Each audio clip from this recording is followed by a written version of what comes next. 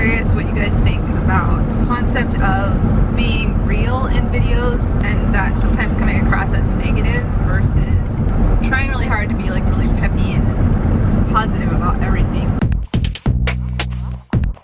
I'm not saying the difference between being pessimistic versus optimistic. I think you should always be optimistic. But the difference between being real and being like, this kind of sucks and I'm not like super happy about this right now. Like, oh, it's hot.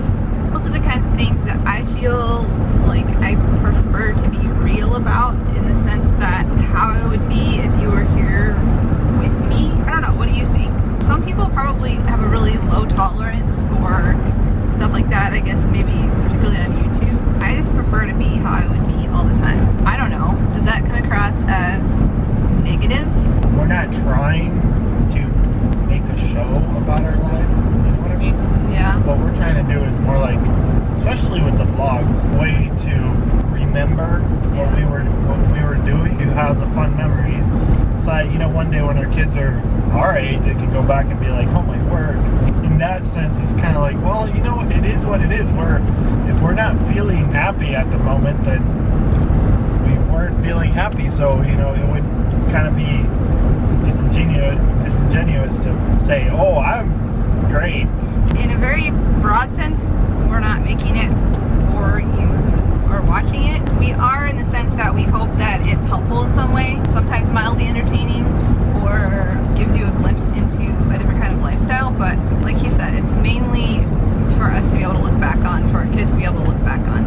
Even like when they're parents, there's definitely stuff that we edit out, like when they're acting super bratty or something, or when one of us is snipping at the other person or something. Like, we're not going to put that in, just because it's not the kind of thing that we want our kids to look back on. There are some clips that we don't put in the videos that we do put somewhere else that our kids can see later. This world already has, you know, plenty of negativity, if you will. I do see a place for striving to be more positive, you know, for striving to be positive in our interactions with our kids and stuff. And I will say, I mean, I for one, I know that's something that I need to work on, being more supporting and more positive in my interactions with you and with my kids. On the other hand, right now, this is where we're at. I'm the one who edits the videos, and so I get to see how all of us act in different times. So it's an advantage to me to be able to see myself and sometimes be like, that wasn't my best moment. There's something about capturing pieces of your life like this that's very beneficial. It's not just for the memories, it's also, you can see a little bit what other people see.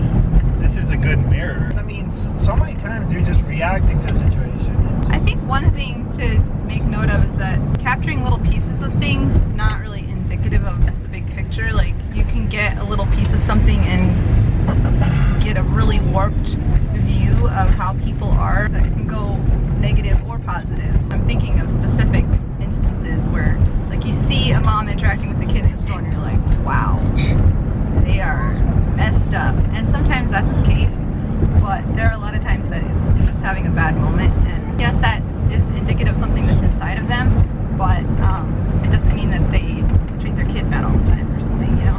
And that's the same with these little pieces, like these little clips of our lives. I think it's a pretty good overall picture, probably, of how we are in real life.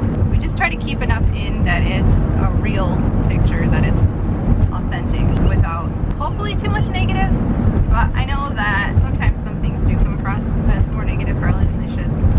And in general, we often come across as not that peppy and stuff. I guess that's probably